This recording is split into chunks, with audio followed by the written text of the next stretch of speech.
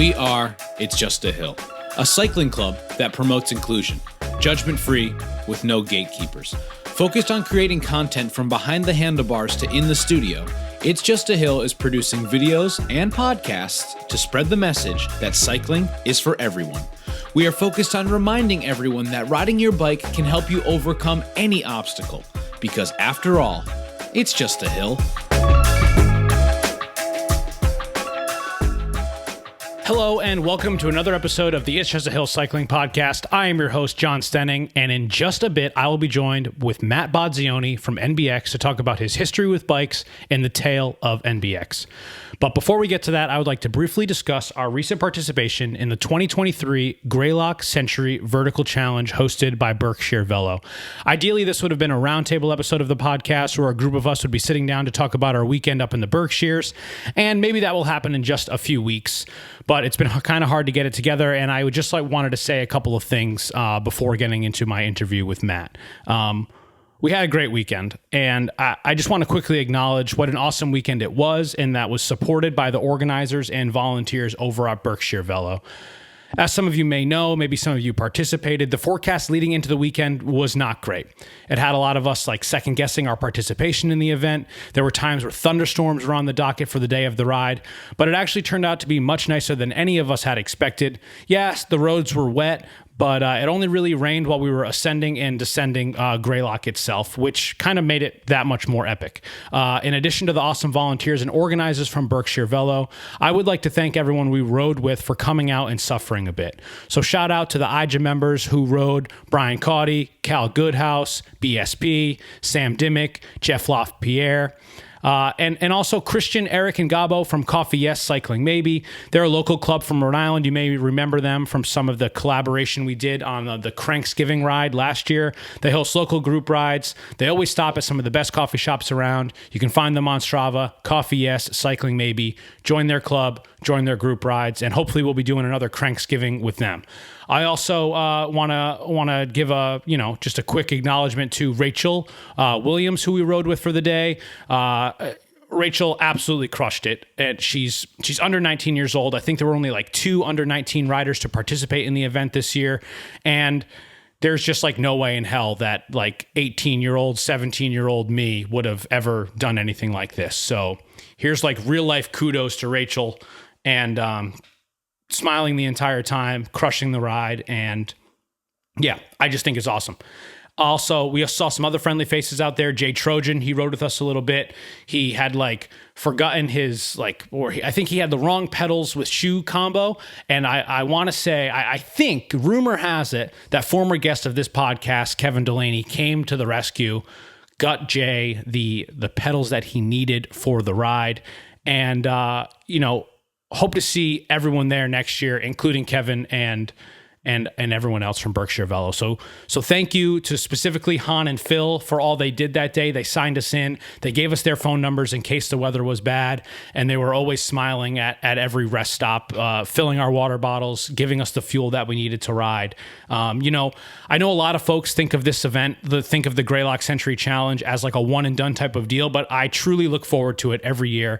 And I cannot wait to see what the 2024 version will bring. So thanks again to Berkshire Velo, especially Han and Phil, for all they did that day.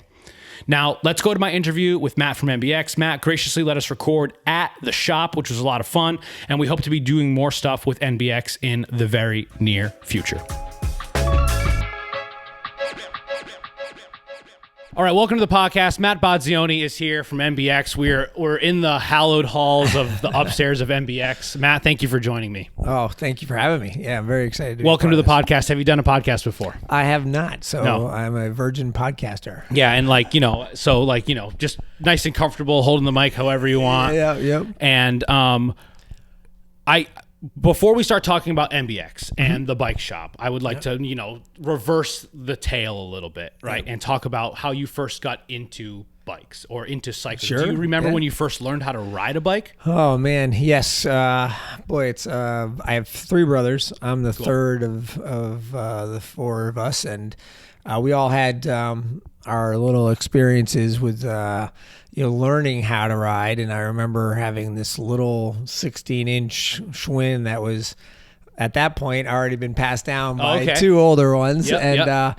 And we didn't do all this balance bike stuff back then, and it was literally just a push. Yeah. And off you went and ran into the curb a couple times. That's Yep. probably the most vivid memory of just smacking against the curb, but getting back up and doing it again. So yeah, I mean it was a big part of growing up, and always had it. It was that in this area? Are you from Rhode Island originally? no, or? so we're Army family, so we moved quite a bit. Yep. Most of it was all out west in California, Yep.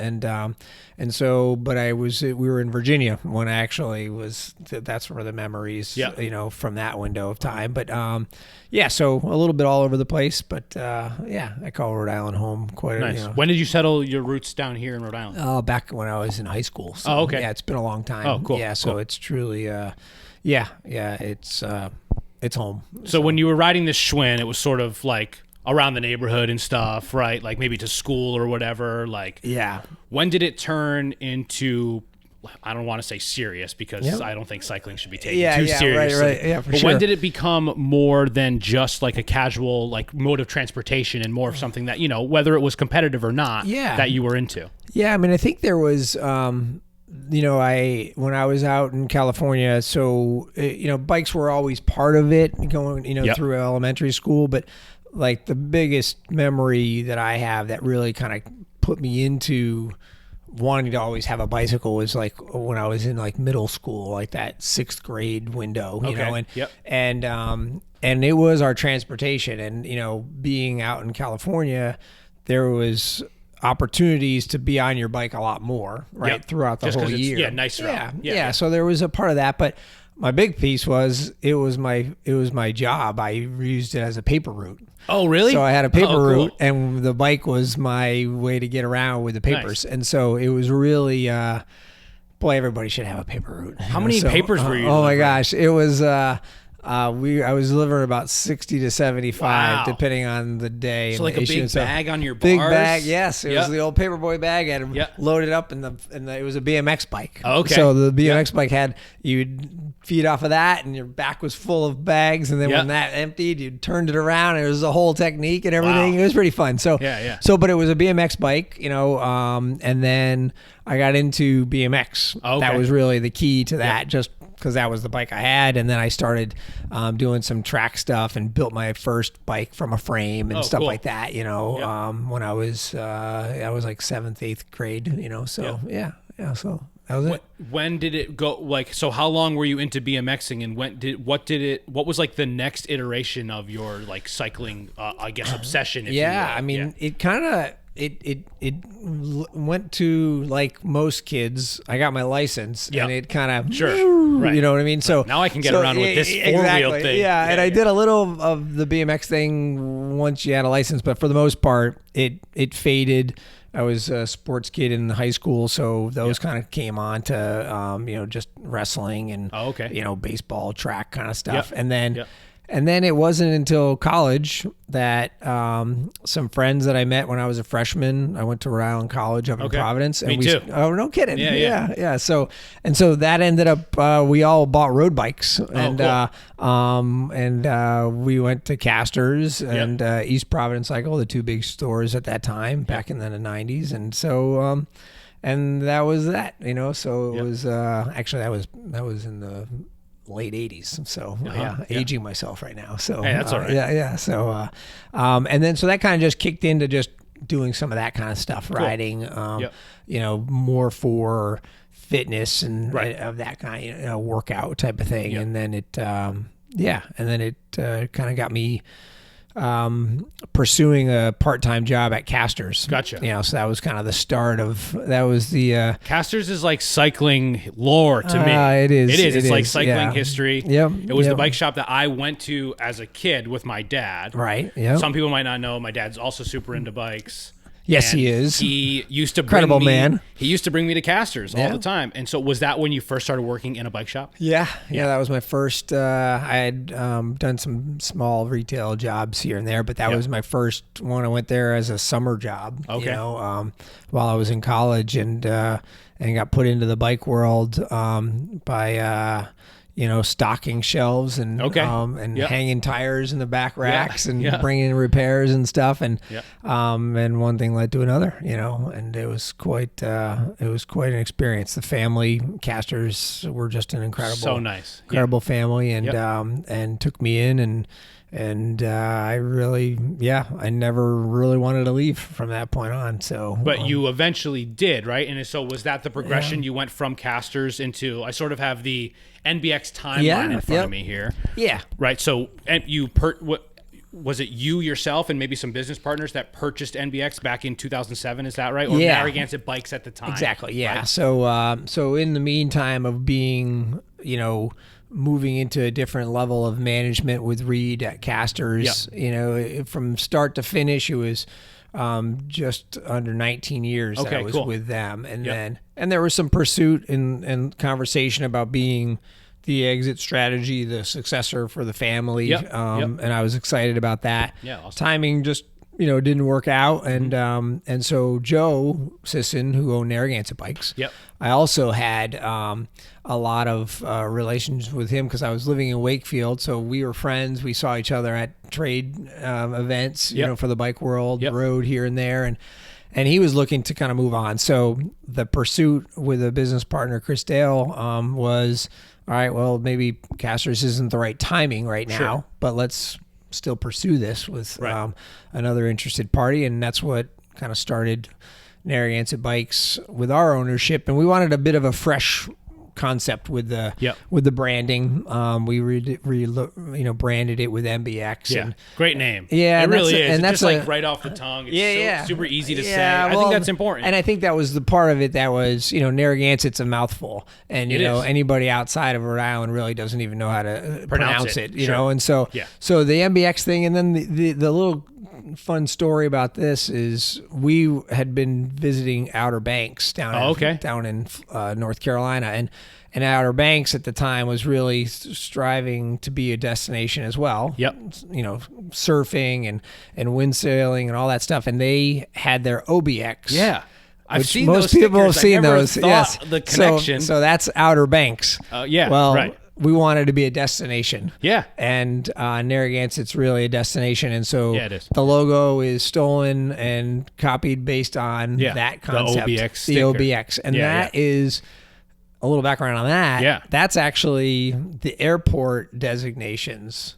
So really? So when you look at like a lot of these things, like Boston's BOS, TF Green Providence is PVD, right? Yep. That's the concept of it. So NBX is our destination down in Narragansett. Oh, that's cool. Yes, I like that. So, I like that. Yeah. So there is some thought to that. So, and that was just down the street from where we're sitting now. Yep. Right. Yep. About a mile down the road. And then 6 or so years later, you moved up to here. Yeah. So we were growing. The energy that we had, my relationships with my customers, a lot of people followed me, which was very humbling. Very nice. Yeah, right? it was really nice, awesome.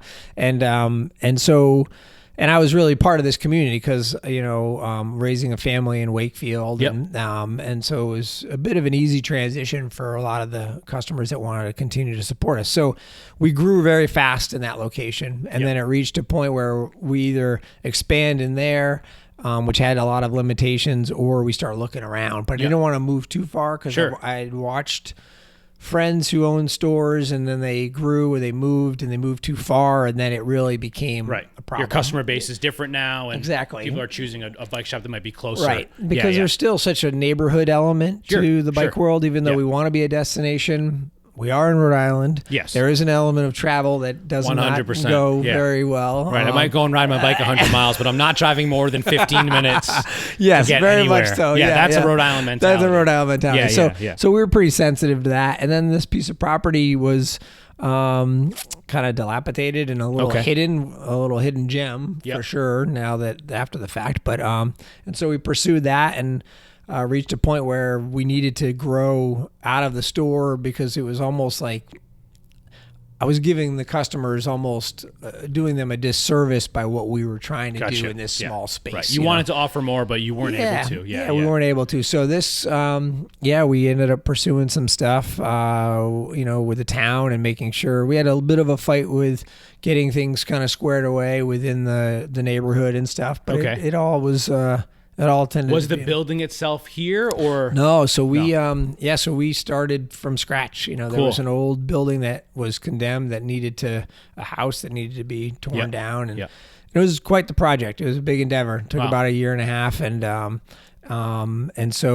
then we wanted it to be a park. That was kind of my bid with the town was I don't want this to be just this commercial, just a shop, a shop or a strip mall or anything like that kind of created a bit more of a business feel. I wanted it to be a neighborhood feel. And I think we've achieved that, and it's been, 11 years actually. This past May was 11 nice. years. Congrats. That's awesome. So it's really been, it's been a great opportunity as we've grown. So, and then shortly after that was when, like in late 2013, right, is when Reedcaster, right, which you mentioned there was a family business, third generation is what I read on the website, right?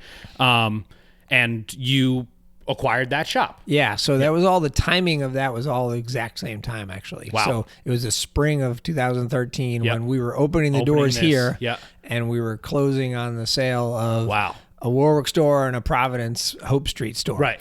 And so, it was something that, especially in the Warwick store, it was like home to me. And so I always wanted to be able to kind of pursue that again. And it was such a great opportunity, and I didn't want to pass it up, and so it might have been stressful and a lot at the time, but yeah, I'm sure it was very stressful, and it was a challenging first couple years. It was a new location in a sense for the company, in 3 spots, right? And so, and we started to build our crew, and their staff was really good that he had there. So, and I knew a fair amount of them, so that was kind of a fun transition to go through with them, and yeah, I mean, it was just kind of spreading what I felt I did well to these other places, to these other communities. Exactly. Yeah. So, so that was. And so that was the location in Providence. It's on Hope Street now. It's now a Trek store, but it was NBX, right? Yes. That was in a different spot, and you moved it, or were you already there? No, I was. We were just off of Hope Street on 4th Street. Oh, okay. And so it was a little bit hidden. Yep. The location was a beautiful build out, but there was some timing with the owner and some logistics there, and then the space that it's currently in, we moved into. We did a build out there to make it a bike shop. It was an old cafe that had been shut down for years. Businesses like lined up in a row. There's some restaurants. There's like Frog and Toad and stuff. Yeah, exactly. And it was great to be part of that community. And Reed really spent a lot of time, building that into the community feel that it had. And so, but we wanted to be more on the Main Street side of things, right on Hope Street. Yeah, because 4th Street's a little residential. It's like a little off the beaten path. Yeah, I mean, the neighbor was a house. Yeah, you know what I mean? Makes sense. Literally in a neighborhood in a sense. And so that was a big endeavor in 2015, and then I think so. Yeah, that's what it says here. Yeah, and then that's what it says on the website. Yeah, and then the next big piece was, knowing Rob and Helen for years that owned East Providence Cycle. Yeah, right. It was a flattering offer to, take on their business as they wanted to retire and move on to the next chapter in their life, and it was.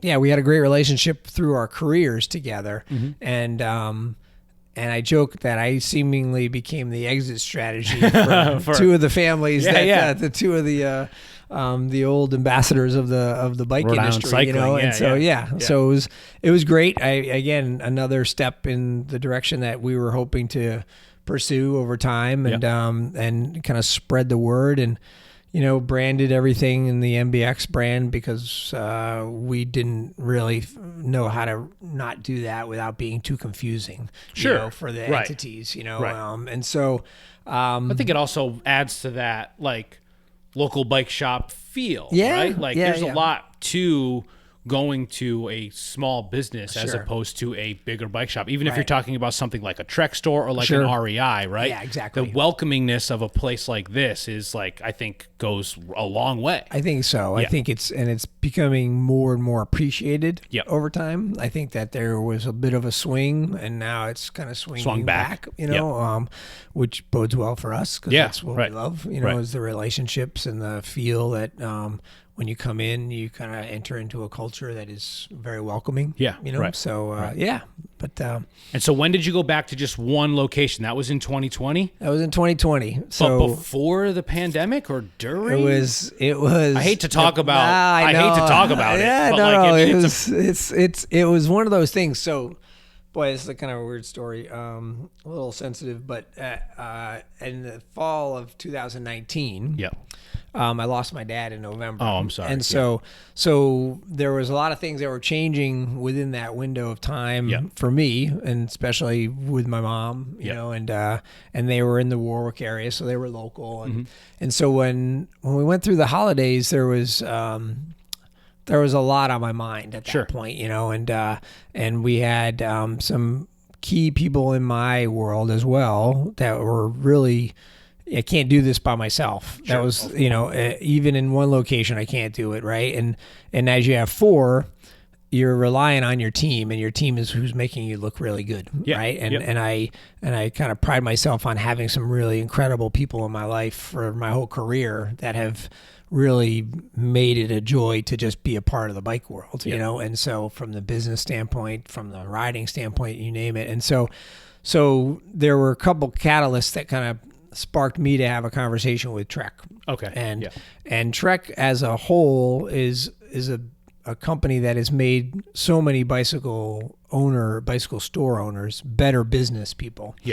And they're always trying to understand how they can be a better part of our future. And the big piece was an exit strategy. Because a lot of us are passionate cyclists that don't necessarily have the best business background, right? And we're learning as we go. And there was a big offering to say, we can help you with a succession plan. We can help you with an exit strategy. We could be that if that was beneficial for you. And I wanted to pursue that and just understand it and see if there was something that could be had. And lo and behold, we were playing all the stuff through that winter, kind of pursued itself in a really good way. And the plan is to close in April. The pandemic caused a little bit of a stir. To my benefit, the pandemic gave you swept some more the wiggle industry. Room? It swept the industry, and I had 4 locations that were really, it was an extremely stressful time. Don't get me wrong. The bike world obviously boomed because of outdoor industry. Which is so interesting, right? Because a lot of small businesses were affected, and not that there weren't negative effects of COVID, all around, but restaurants, a lot of restaurants closed, but bike shops were booming. Right? People are fixing and there bikes. were so many factors to it. It was we became an essential business, which was a very big value to the stores as a whole, because we could stay open for service, and and sales became as much a part of that. It was every layer of shutdowns created more a bigger infusion of people coming to us. So I can't go and be in the parks because the parks were closed. I can't walk on the beach. I can't go to the gym. I can't go to the studios. I can't. All those things, every layer of that just kept pushing people to the outdoor industry. And they needed almost an element of mental health relief. Of course. And the bicycle became that. And it was a really positive piece. It was overwhelming to the bike world, right? And so we never closed. We had to do a lot of adjustments, always changing as the regulations changed and all that. And it was just really stressful. I think that was the challenge. There wasn't a lot of, we weren't visiting the other stores. Everybody kind of stayed isolated within each store. So everybody was a little bit on their own island. We communicated a lot, but it was very hard, and then the closing and the process of changing the companies got delayed because a lot of people couldn't travel in sure. April, May, Right. and then not until June was when things kind of changed, and it changed hands, and Trek took on their 3 and I maintained my 1. Did you ever consider this being a Trek store too, or were you always like, I'm keeping the Narragansett Yeah, one? I mean, there's always that. Like you never, one thing I learned in business is you never can just close the door on every option, right? Yep. You always have to be willing to share that. This was never part of it. Yep. The initial conversation was actually really more about the 2 Providence locations. Oh, okay. Yep. And then Warwick, because I still had a place there in my past. Yep. I would like to have pursued that one. And when we talked through it, it was too good of an opportunity. Sure. So for me, and so this became my space. Awesome. And it's there's a bit more of a plan for the future with the property and all that stuff. Yep. And so, but boy, it was really just about community. I always said the challenge that I had in the 8 years that we had all these different locations was. Boy, I just missed my roots of being here. Sure.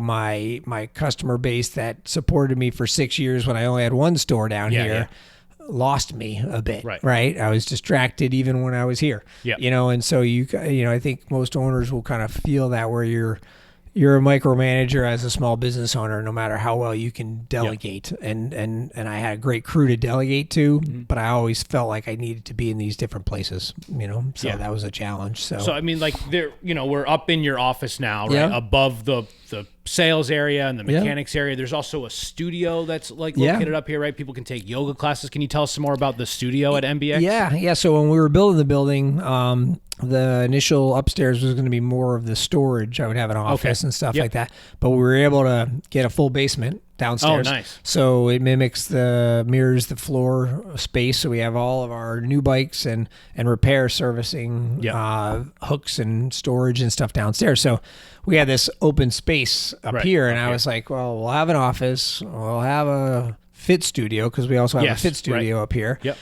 What can we do with this open space? And at the time, we were doing a lot of support with charity rides, races, packet pickups, workshops, all that stuff. Yep. And I wanted an open community space. Yeah, cool. And so that's really what it was started as. And then I had a customer who said, there's really nobody doing yoga around. Nice. And introduced me to Liz, who was basically ran the studio. Yep. And the conversation was, we can make this a destination from a studio standpoint. So it's a full-blown yoga schedule. Yeah, that's awesome. It's got I looked at the calendar yogas. today. There's there's something every day, right? Every day, every morning, every night. And I have a great bunch of instructors.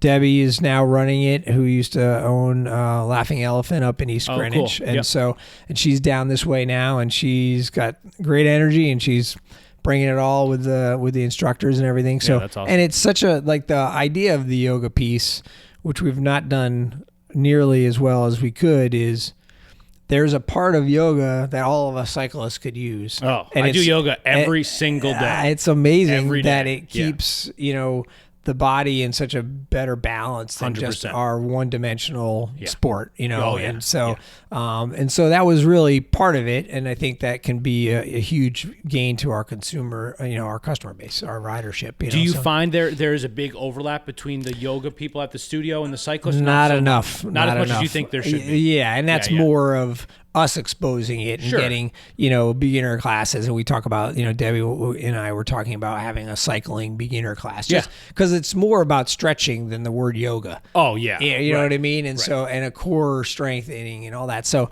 but it's exciting. It's got a lot of good energy right now. Yeah. And I love having it. And you can sign up for classes just on the day, or you can sign up for like seasons. Yeah, there's walk-ins, or you can get, 10 card. It's literally a yoga studio. Right. So it's as formal as a yoga, if you're going to any of the big yoga studios, Mind Body is the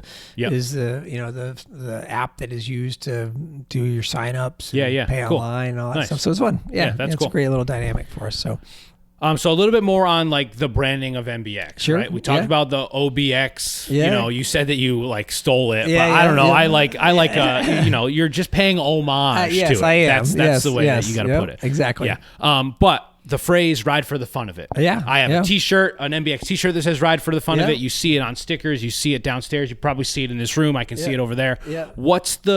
Is there an origin story behind that? Is there a reason why you chose that as sort of the catchphrase of the shop? I mean, so listen, we all have like things in our life that force us to do things, Yes. right? Whether it's, you have to work out because your cholesterol's too high. You have to, run or walk or ride your bike because you need to lose weight, all those things.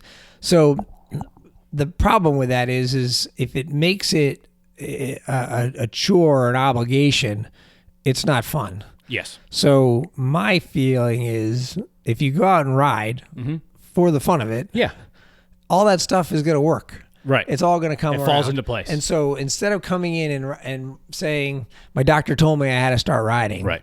just ride for the fun of it. Right. And ultimately, the benefits will come. The benefits will come, and what your doctor's asking you to change in your life will happen automatically. Right. And so it was really that. Like, I raced for a long time. I'm a competitive person. I got 3 brothers, and and a lot of competitive friends. Yeah. And I love being a competitor. If I start losing the reason why if I'm not having fun doing that, it becomes way more challenging to kind of keep that going. Right. And so if it starts with for the fun of it, then it's an easy thing, whether that's surfing for the fun of it. Right. You put whatever word you want to utilize in there. But for me, it's riding. Yeah. So if anyone wants to pay homage to NBX, there you some go. surf shop or some skate shop, skate for the fun of it. Yeah, exactly. So, yeah. But again, it's a lot of those reasons why you do things in life. Sometimes they're just more based off of obligations. Yeah. And I'm trying to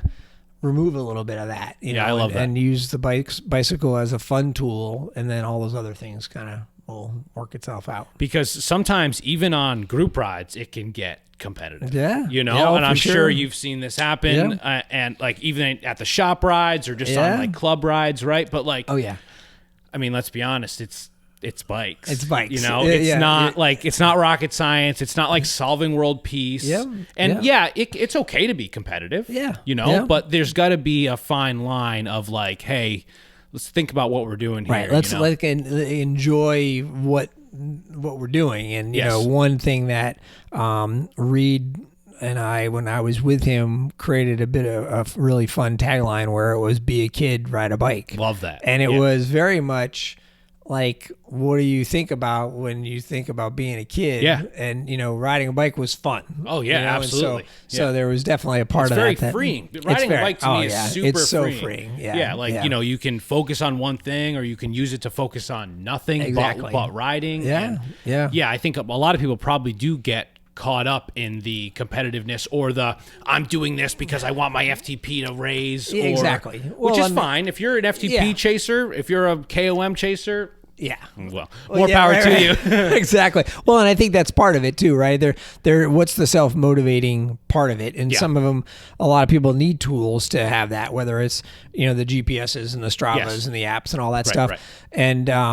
And it's always just the base of all that still needs to be that this is an enjoyable experience for you and you're having fun doing it. Just remember that. Keep that in the back of your head. Yeah, for sure. Yeah, that would be the best thing to come out of this whole thing. Yeah. So another thing with NBX is there's an older truck that you. Oh yeah. I've seen you drive it around. Yeah. Is it parked out front right now? It's it's parked down at the end of the parked. in the lot there. Yeah, it's always here. And what's the story behind the truck? Oh, the truck. Boy, I started. I have this little truck collection. If you come into the store, it's up in one of the steel girders, and they're I love the 1950s pickup truck. I'm a bit of a Chevy guy, so and so we've always had Chevy trucks for the store and stuff like that. But I always wanted a 1950 pickup. And one of the biggest things for me was there's a bit of a nostalgia piece of that generation. And from the business tie-in, we put it on our T-shirts, where the old pickup truck with the logo. It's like a parade vehicle. I used to always say, when I was younger and my kids were going to the parades, I was always like, I want an old pickup truck, and they can sit in the back of the pickup and throw candy to the people that are watching the parade. You know what I mean? well, never really made it until they got older because I just got the truck 3 or 4 years ago. But the idea was it's a time in American history that we've all seen the movies, and we may not get as nostalgic as I, but you see the old car pull into the gas station and they know your name and they say, how you doing? Pop the hood and we're going to check the oil. We're going to clean the windows, even check the tire pressure. Right. It was an era that was all about customer service. Sure. The relationship was, and it was appreciated by both parties. Right. Like they loved doing it. Right. It wasn't a chore for them. That was their job, you know, and the patron there was some expectations, but it was part of the process. Right. Yeah. And it was what really that generation and that time in our life showed as true hospitality these days. And so the customer service element that's been so diluted over the years, it's a throwback, right? Like how many times you hear people say, you know, wish we could go back in time. You know, well, I'm not saying it was an easy time in life. Sure. But there was a lot of challenges and yet there was a lot of really great relationships within the public, you know, customer service. That idea of like a full service gas station is almost, I mean, if you're talking specifically gas stations, it's almost like non-existent. Right. You know? Right. It really is. But it is a good reminder that like, that's what ties you in with the community. Exactly. Because anyone can just go to the Shell down the street and pump their own gas. Yeah, exactly. But not any bike shop offers what NBX offers, I don't think, you know. And like that extra level of, I mean, I've come in here and talked to mechanics for like 45 minutes. Yeah, right. They've got bikes to fix, you know what I mean? Like, but that's part of the reason why I love this shop so much is because it is like, it's very welcoming, you know, like, you open the door and people remember your name, you know, and like that approachability of a bike shop. I've been to some bike shops where they almost are like, well, how much do you ride? You know what I mean? That attitude of like, which, you know, we don't even need to talk about those people because the NBX is not that place, you know, and that's what I think is awesome. Yeah. I mean, I think as a specialty retailer, your challenge is to not project just this club invite, right? And and you know, I've been, you know, in different places for different sports, not bicycle world, whether it's a surf shop or a skate shop, and you even ski shops where all of a sudden I feel like I'm just dumb. Like, and there's a certain situation that I don't really know. I am somewhat of an ignorant consumer. And there's nothing wrong with that. I need to learn. Yeah. I need to learn. And so for years, the bicycle world has been a little bit part of that stigma of they're going to come in. We carry a lot of nice product. Yeah, we try to carry the best in the best. Absolutely. Right. Yeah, and that comes along with a reputation, unfortunately, that says they're above me before the consumer even gets to know us. Yeah. And so the barrier has to be broken down immediately when you walk in the door. Yeah. Right. And so there is no club that you like that you're not a part of. Like you're going to just be a part of the family. Right. And you take that to wherever you need it to go to make yourself comfortable. Yeah. You know, and so, but yeah, it's a challenge with every specialty retailer. Yeah. You know, I think, and some do it really well and some do it really bad. You know, nothing worse than, like you said, than like, you know, someone making you feel inferior, whether that be your intelligence or your physical prowess or whatever it is. Like that's the last thing that you want when you're walking into a place, especially if you're going to spend some money. Right. Yeah. Right. Yeah. Which I think is awesome. So the community outreach you talked about a little bit, like with like the community center here and like handing out packets and stuff. Some people might not know, but like I like to call it Nina Crit. Yeah. Because I think Nina Crit is too redundant. So I'm trying to get Nina this push. Crit. Nina Crit. But that's also something that you guys are involved with. Like during the summer months, you run like the training crit at Nina Grit, and then you also do the cross training at Old Mountain Field. Yeah. Is that something like that's part of the community outreach, right? Yeah. Like how do you continue to stay, I don't want to say continue to stay motivated, but like how do you juggle it all? Because like I've seen pictures of you racing at Nina Grit. Yeah. I've seen you like signing people up. I've seen Right. you at Old Mountain Field during cross signing people there's up. a lot So of hats that keep yeah, coming right. on and So off. like Yeah, you're yeah. juggling a bunch of Yeah. different things. Is that part of what keeps it fresh and exciting for you? It does, yeah. I mean, I like to believe that, for all the years that I've been in the retail world, going all the way back to when Reed and I would run the time trial on Route 2. Yeah, my dad used to tell me Your about dad that. used to do that. Yeah. And it was even before that, it was out in the Johnston area, Okay. and Smithfield area. But Yep. but so there, I mean, the idea is, like, for me, the motivation initially, and it still is we sell a product. Yeah. And I want to give back to the activity of that product. Yep. And so where do I get to use that product? Yeah. If I have a group ride, that's great. If we're promoting events that I'm not directly putting on, Yeah.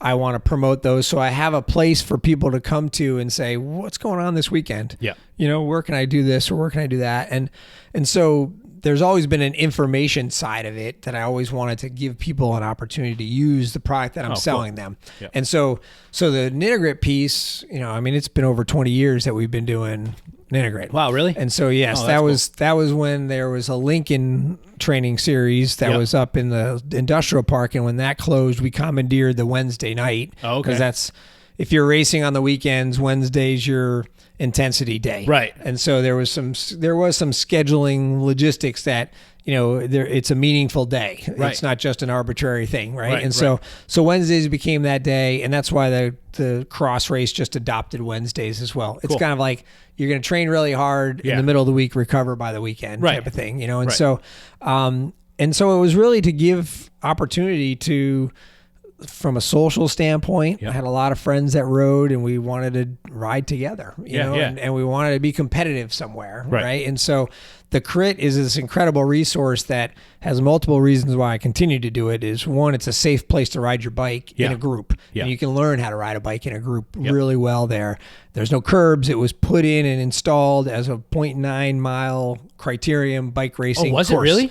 Oh, It's wow. Because it is perfect for it. It's perfect. It was there in the 70s, and that's what they paved it for. Wow. I And didn't know that. It's That's interesting. legitimately built as a bicycle track. The Wow, corners are specific, the angles and all sorts of stuff, radiuses and everything like that. Yeah, and like you said, no curbs. It's all grass on the sides. Right. So if there were to be something to happen, you can just bail right into the grass. Yep. It's so safe, no potholes, no painted lines, nothing. So there's that piece of it. There's also a part of it that says it's an incredible resource that nobody knows about. Yeah. Right. And so, unless we continue to use it, unless I continue to have a permit from the town, they're going to look at it and say, why do we have this? Because it's a big piece of property. Right. And there's a lot of soccer and a lot of lacrosse Absolutely. and baseball all going on. Yeah, so there's a part of it that I also want to just make sure it's active. It stays. Within the presence of the public, right? Yeah. And so, but it's been a great resource, and this year's really had some fun nights. It's a Wednesday night, and we have a beginner group, and we have the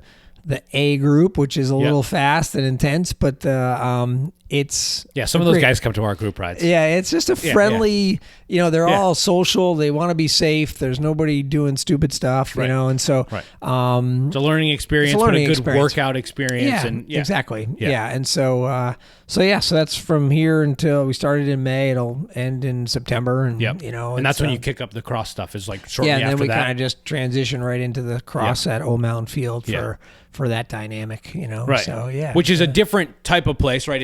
It's not built for cycling, but I think you guys do a great job of like setting up barriers and putting up cones, and I mean that's going to be a lot of work too, because you're getting there early to set up all the cones. Yeah. I've seen Jason Behringer picking up cones Yeah, afterwards. exactly. Yeah. It's one of those sports that if you start participating in cyclocross, there's really no way to do it unless you go to an event. Right. It's not like if we want to road ride and mountain bike and gravel ride to kind of warm up for an event or train for an event. You're just doing it. It's easy enough to find. Right. Go riding but the road. how do you go out and, are you going to build some barriers in your backyard and, have a, so the point of the cross series was always to give people an opportunity to force themselves to be in a cross setting, Oh, cool. right? And so, Yeah, so this field is fantastic. We Oh, it's rent awesome. out the fields, and we do it under the lights because you lose a lot of daylight in October. Yep. And so, Which is a nice add to the vibe. Yeah, Sometimes yeah. it's a little chilly, yeah, but it gets you a little bit hard. But you know? yeah, and that's hardens cross, you up. right? It's supposed to be kind of Right, it's cold tough. and winter off-season sport, Right, and so right.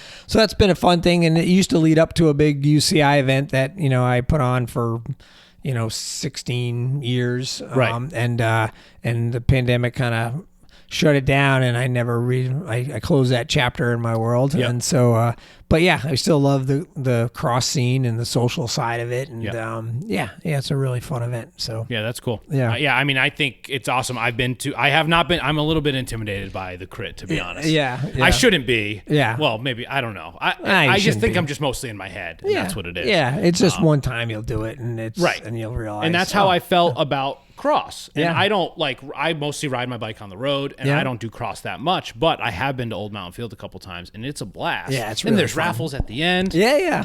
People walk away with beer. Yeah, and, exactly. And Yep. swag from the shop. Yeah, bottles, Narragansett whatever. Beer is like our great sponsor, so Yep. they end up giving us cases for the prizes. Yeah, that's and awesome. People are, Can't it's beat that. amazing how hard people race and ride their bike for beer. Yeah, you know what I yeah, mean? yeah. So Yeah. it's good stuff. Yeah.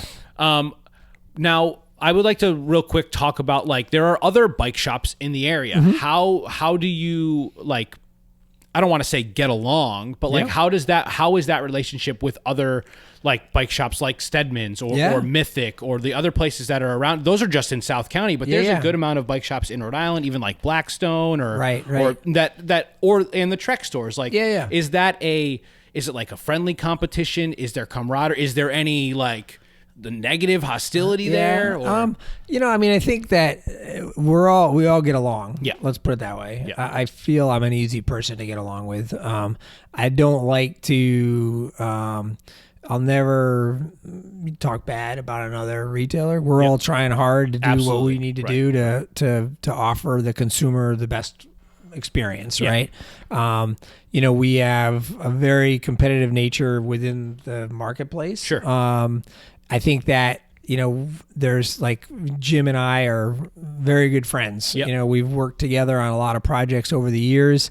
We have a very complementing business model. Yep. Right. And so some of it has to do with brands that we carry because Sure. we have the complementing brands. We Yep. don't kind of step on each other's toes with that. Yeah, and, right.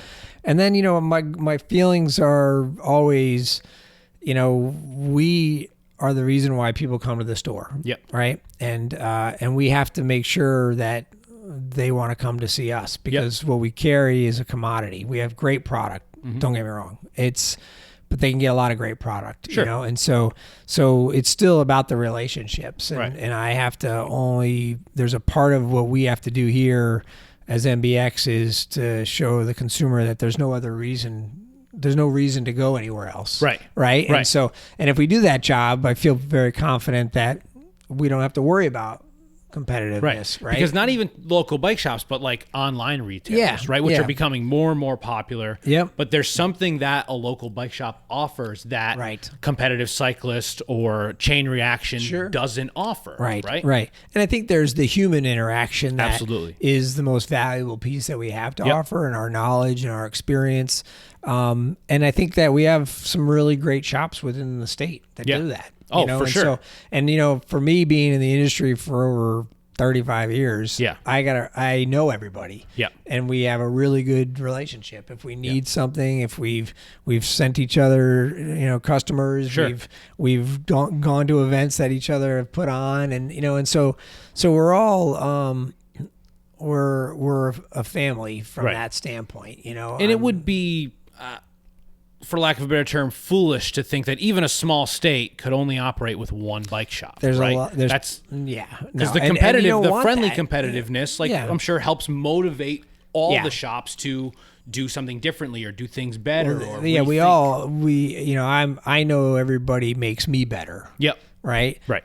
I don't know if I do the same. Who knows? Oh, I'm sure But- you do. But the idea is that's the part of it, Right. right? Is like Right. if I think of it that I can't continue to improve, Right. then that's when you have lots of problems, right? In Yeah, for sure. the future. And so for me, there's always ways that we can be improving and giving people the opportunity. And I think most of the shops that if you look at them, they've been around for a while. Sure. Like, it's, and they've been, successful for the same reason I've been successful. Right. So, Right. it's a nice thing. It's a nice feeling for sure. Yeah, that's great. Yeah. So it's good.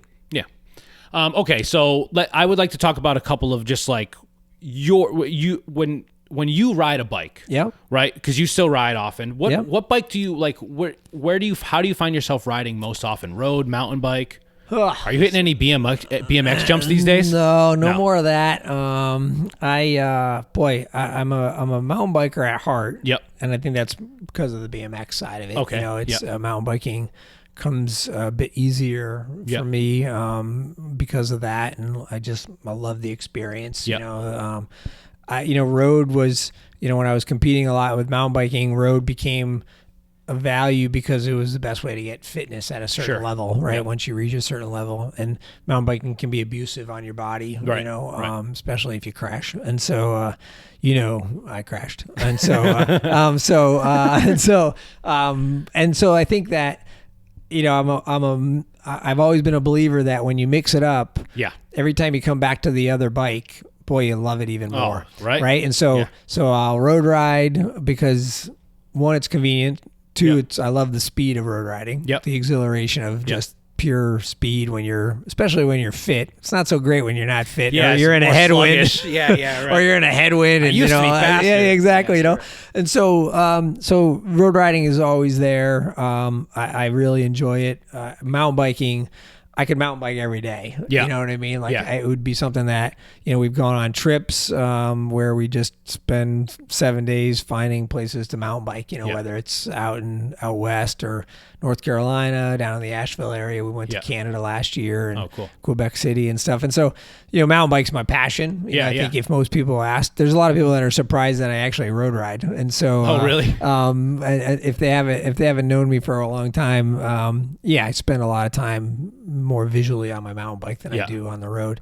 And then gravel has been this incredibly refreshing side for a lot of us. And I'm on the mountain bike side of gravel where I really enjoy, similar to you like taking Mr. Barringer. Yes. You like taking drop bar bikes on hiking trails. Yes. So there's a bit of the single track gravel that I have so much fun in. And I think that's a bike handling thing. Like I really love handling my bike in all these different quirky spots. And so it's been a really refreshing sport, over the last couple seasons. Like you said, like you ride because I don't ride mountain bikes. Yeah.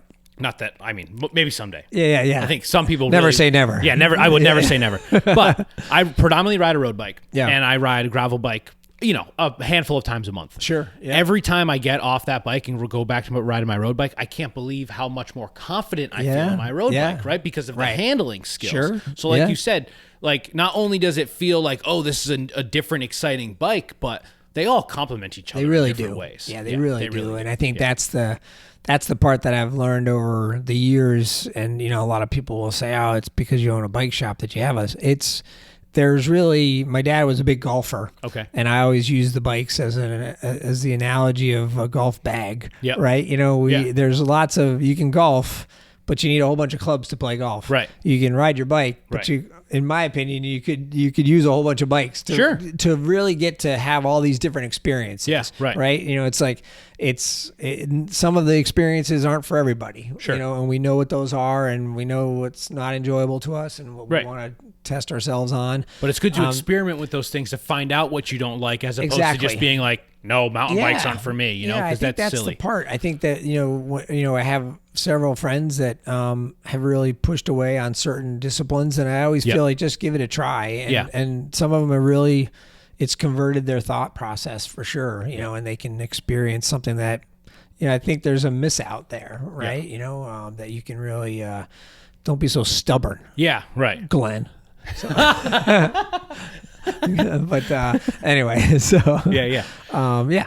So it's sort of a juxtaposition to that, to the golf bag analogy, to the quiver of bikes, right? Yeah. If you had to choose just one bike, what would you choose? I know it's when you talked about this question, I struggle with it because my default is the practicality of a certain bike, right? Yep. And right. so, and yet that's not my first choice of a bike. Yep. And so the practicality of it is when somebody's coming in and I'm trying to not put this piece into my world, but if somebody's coming in and they needed one bike, Yep. they're going to probably buy a gravel bike because it's so all purpose. It's versatile. Right? Yeah. And yet if I really want a mountain bike, I don't want to spend a lot of time on a gravel bike, right? Sure. And in that situation, so I think that it's I think the question gets a little bit more tangled up than it that. does. The answer gets a little bit more tangled up because again, when I said earlier, I could mountain bike every day. Yeah. Right. Right. And I could obviously, if that's the only bike I had, I could ride that on the road too. Sure. Right. And so I think it would be more that direction because I have such a strong energy going into the woods and mountain biking and stuff, and that experience, that's where I find road bikes to be a little bit limited to their discipline. Oh, absolutely. Right? Yeah. I mean, it's a very unique application, for it. So yeah, I mean, I'd as a mountain biker, I'd probably pick a mountain bike to have as my one bike if I was going to do it that way. Right. So. And like you said, you just suffer a little bit more on the road if you have to get from trail to trail. Exactly. Yeah. And there also are a lot of gravel bikes or all road bikes, right? That people can throw different wheel sets on or just different tires on and have a very efficient ride, right? Even on single track sections if you want. Yeah, and I think that's what's been so kind of all over the place with the gravel kind of category. Right. That umbrella term has really gotten pretty, entangled down below, right? Yeah. What do you want to do with it? Right. Because gravel is a very vague term it's nowadays, so vague. right? And to me, it's not even accurate because nobody wants to ride on gravel. They want to ride on a dirt road. Yes. But go ride on a gravel something. I don't know what it is. Right. It sucks. You know what I mean? It's loose and it's not good. It's terrible. Dirt roads. Dirt road. Yeah. It should be dirt road category. Yeah. But I think that's part of where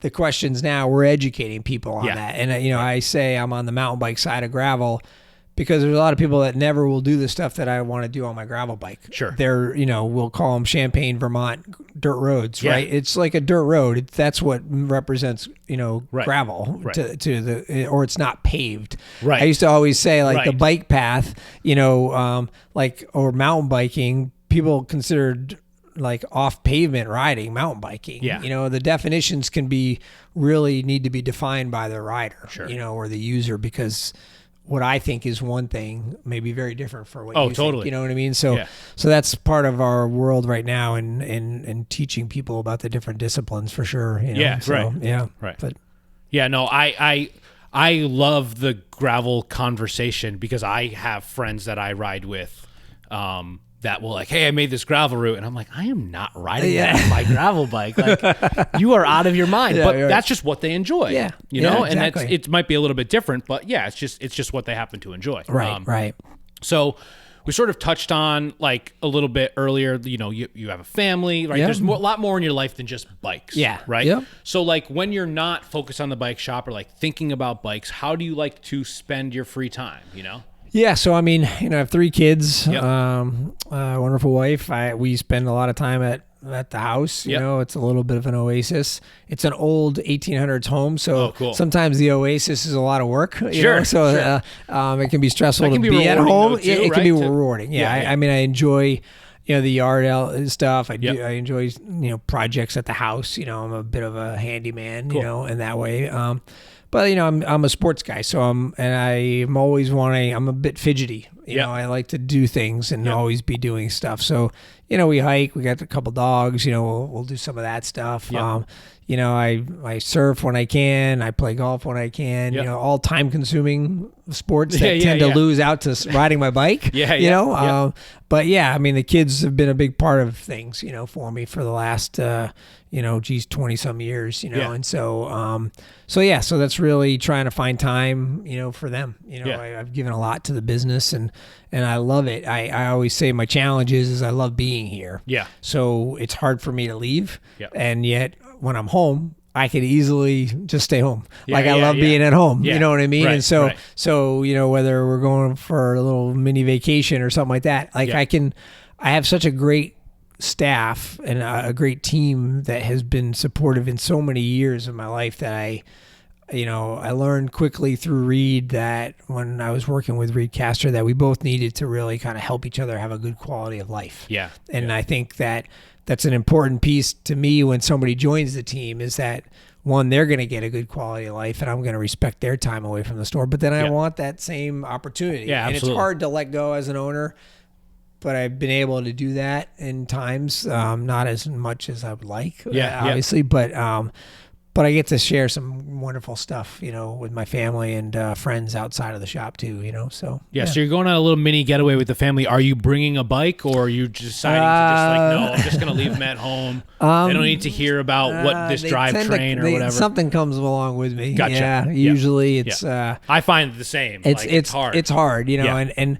I'm a morning person, so I can utilize the morning before some of the activities going on with the family. So that's always been a little bit of a window for me. And there's been times where, I just want to, I don't need my bike this week. Right. You know what I mean? There definitely is a piece of recovery me, is important. Yeah, there's a piece of me that, and I do think that's, I've watched a lot of people overtrain over the years for different events they're planning or different sports that they participate in. And, I've never been one I've tried to keep some diversity in my life to not overtrain.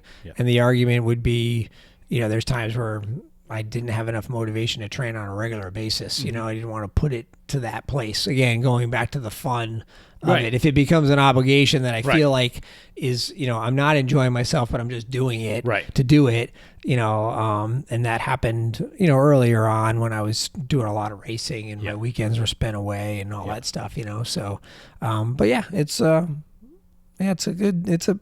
balance, I think there's times where it's really good balance. There's times where it's usually never way too much to my family. I think my family would agree with that. I think it's way too much to the store. And, circumstances sometimes dictate that, and you do what you have to do, and go from there. When you were racing, mostly mountain bike racing? Yeah. You would travel around to go to races? Mostly through the Northeast, and then, again, I was doing some road. There was a fair amount of years that we did a lot of road racing. Oh, cool. Because once I got into that, and when you have a team, road racing is way more enjoyable. Sure. So when there was a good group of us, 6, 7 guys that would find themselves, traveling around New England to race. And so, but my enjoyment in racing doesn't matter what the discipline is, it really is just, I love the competitiveness of it, and so, So how in road cycling there are different types of riders, right? Yeah. You're a sprinter, you're a climber, a rouleur, puncher. Is the same thing in mountain biking or no? I think there is. Like trail versus downhill, Yeah, right? Like if you're more technical versus, cross country is unique because it, there's, in the big pro world of cross country, they're getting more and more technical. Like the riding is getting pretty aggressive, where you have to have a much more, you have to have a much more skilled part of your repertoire, I did a couple of races last year that were cross country oriented, and they were very power oriented courses, which is not necessarily my forte, and so I think you do have that, it's there's climbers, there's technical, there's power, and I have a couple of friends that are really great power riders, and if I went on that situation, I wouldn't fare so well. So and I think that's but why is that, right? Yeah. Well, it's because I don't ride enough road. Sure. So that's the irony of it, because you, like your fitness tends to come from that side of it, unless it's more natural for you. And so it's a balancing act with what you're going to be doing. You tend to pick and choose. Certain courses are not designed for you. Sure. And you go to participate, you know what I mean, and get some miles in your legs and experience the social side of it as well. See the people that you haven't seen in a little while that you want to see at those events and catch up. And, And I always felt like it was important for me to stay in touch with the bicycle world. I don't want to be the guy that sits up in the office and, is never really a participant. Yeah. Like it's important for people to know it's been 30 some years and I still have a really strong passion for riding my bike, and I think that's, that gets lost in the minutia of the desk and the office work, and stuff like that. And so, it's an important piece for me, so. Yeah, no, that's great. That's sort of my last bigger sort of heady question, if you will, right? Is like, we talked about earlier how you first got into cycling, and then how you were at Rick and you were like riding road with your friends for fitness, but also like for the social aspect of it. But you still feel that passion for bikes, it seems. Right?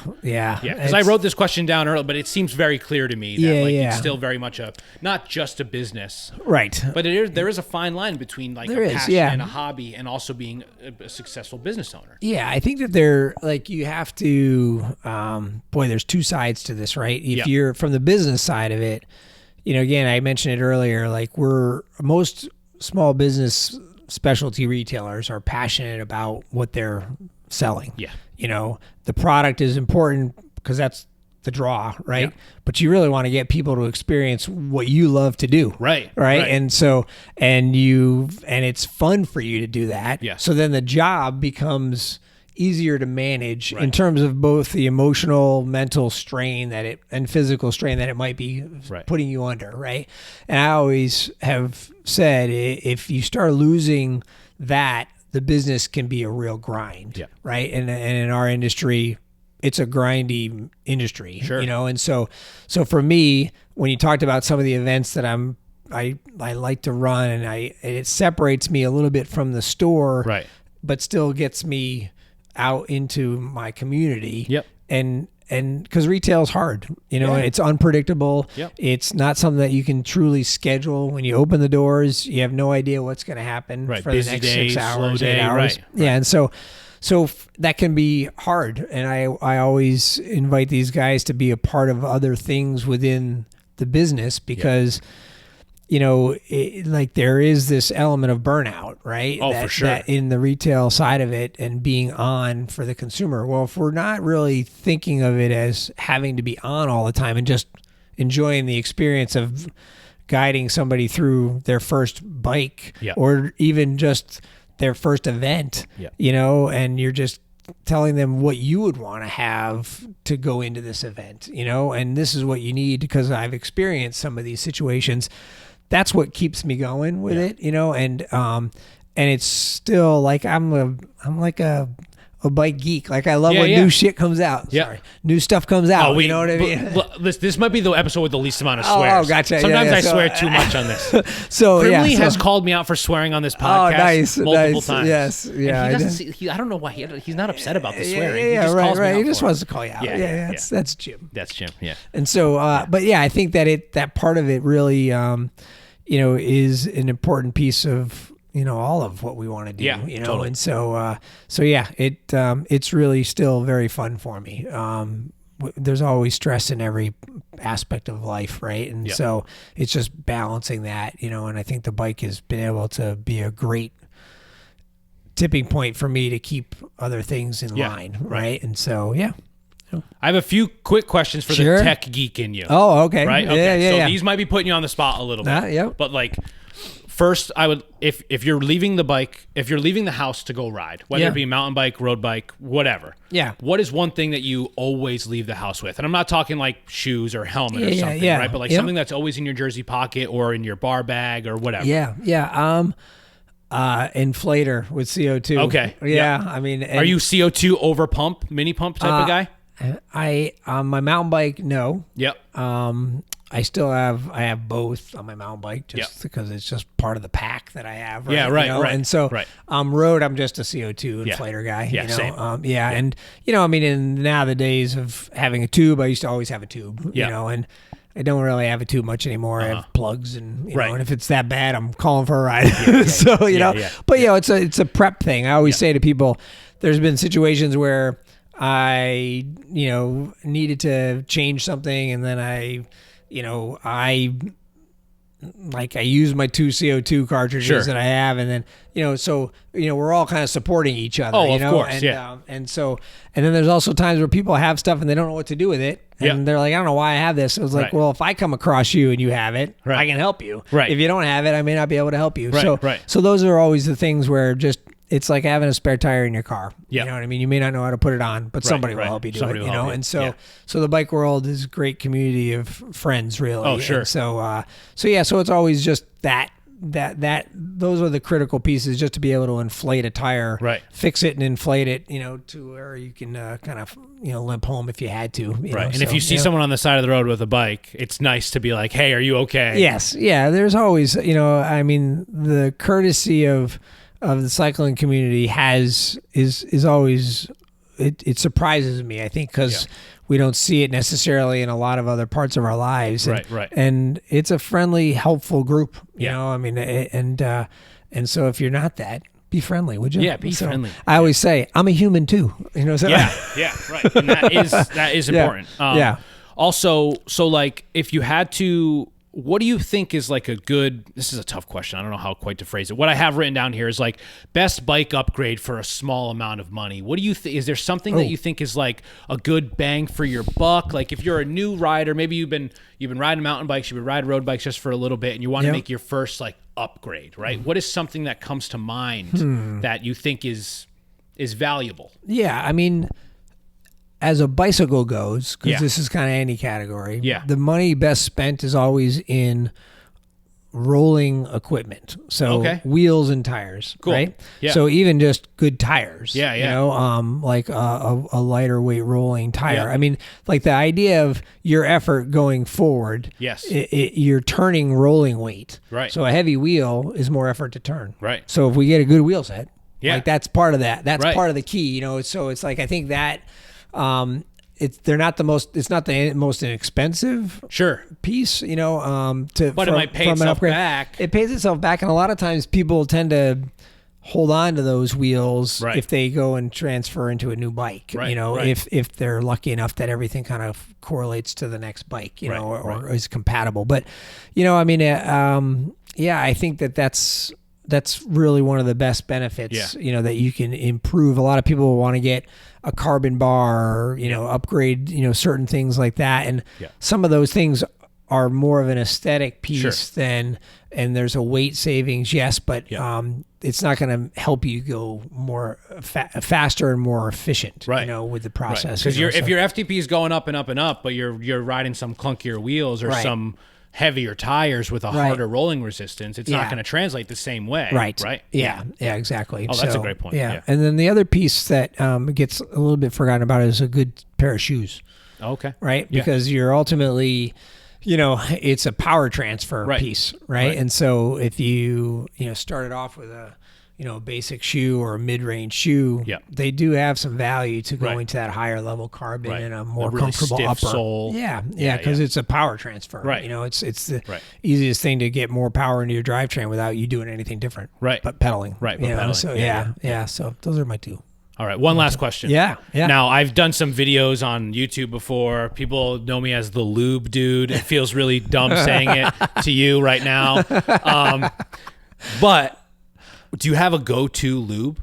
Is it different for different bikes? No. I have a lot of opinions on lube, so to me, this is important. It is a lot of opinions, boys. Yeah. Squirt is the thing right now. Oh my God, Squirt is my favorite. It's seemingly the best stuff it's right great. Now. It's if you're gonna wax your chain and all that stuff, it's a process. It gets into a routine and it's pretty simple. Right. But the dry lube, wet lube, wax is obviously the new blends have kind of come back into the mix, right? And are with the tolerances of all these new drivetrains and everything, it's really salvaging drivetrains better than a wet lube or even a dry lube nowadays. And so, Squirt would be the one, and we use it on anything. Yeah, you know what I mean. It's I feel so great about my decision. Right. It's my favorite. I've got like 6 or 7 at home. Yeah, and I keep coming back to that Squirt lube. I mean, it's. They just sent me a low temp lube. Oh, for nice. Their lower temperature rides. Yeah, which I didn't know was a thing. But I mean, it's summer now, so I won't be using it until it gets a little bit colder. But right. Yeah. But I mean, Ben can answer all the questions. Well, I have to have Ben on too. In terms of all the molecular structure of wax, and the paraffin and all that stuff, because there is an art to it, right? For sure, in the process of it, because most of us over lube Yes. everything, right? And then it literally just picks up everything that you're trying to avoid having on your bike, you know? Yeah, So, and then you're going through it faster, Yeah. so you're buying new stuff more often. Yeah, we don't want that. So, yeah. Well, thank you so much, Matt. Oh, thanks for Is there having anything me. else you want to say or before we get out of here? Just keep riding your bikes for the fun of it, right? Yeah. You know, Yeah. so Love it. that's fantastic. So Cool. Thank you very much, Matt. Thank I appreciate it. I appreciate it. Bye. Bye. Thanks again to Matt from NBX. Make sure to check them out in Narragansett near the Bonnet Shores area of town and tell them It's Just a Hill sent you. Now, it is the end of the show, so I would like to plug a couple of things. We do have a merch drop going on right now with a new hat and t-shirt design. For those of you who don't know, the aforementioned Jeff LaPierre, who rode up Greylock with us, he runs Classic Custom, a custom screen printing and embroidery shop located here in Rhode Island. You can head right over to our website, which will direct you to the Classic Custom page for purchasing. The shirt has the classic IJAH design, which you see on the hat here, but it's in a new orange and sage colorway, printed on a cloud black t-shirt. It's kind of like a black and gray tie-dye type of design on the shirt with that logo that I mentioned. You should really go and take a look at it. Maybe I'll put it, if you're watching the video, I'm going to put it in right here. Boo! And it is paired nicely with a brand new hat, which you'll also see right here. Boo! With an orange and purple IJAH logo on the front. And the hat and shirt will be available for pre-order through the end of this month. So head over to itsjustahill.com and get those orders in. Also, I would like to let you all know about Greasy John's. That's a grassroots gravel event put on by us, starting from my house, happening on July 16th. There are 3 route options, and there will be a sort of a bring your own snack and drinks type of social event happening in my backyard afterwards. All details and routes can be found on the It's Just a Hill Strava page, so please come out, bring some chairs, blankets, whatever helps you recover a little bit after a ride. And of course, if you ever have any questions or comments, do not hesitate to reach out to me personally at john@itsjustahill.com. That's JON at itsjustahill, all one word, .com. One last thing before I go, make sure you check out our sponsors. Maybe you've seen them on the back of our jerseys, A Guy in His Pie, Bomb, Pepperidge Farm, and Mythic Bike Works. And a special thank you to my podcast partner in crime, BSP, aka Brian St. Pierre. Brian, thanks for all your help on these podcasts. It truly wouldn't be the same without you. The podcast wouldn't sound as good, that's for sure. And the podcast probably wouldn't come out as often and as quickly as it does. So thank you to Brian for doing all of his hard work. Thank you all for listening, watching, however you took in the podcast. If you're listening to on Apple Podcasts or Spotify, leave us a rating or a review. It really helps us find other great listeners like you. And if you're listening on YouTube, make sure that you're subscribing and also liking the posts. Thank you all for watching and listening, and see you on the next one.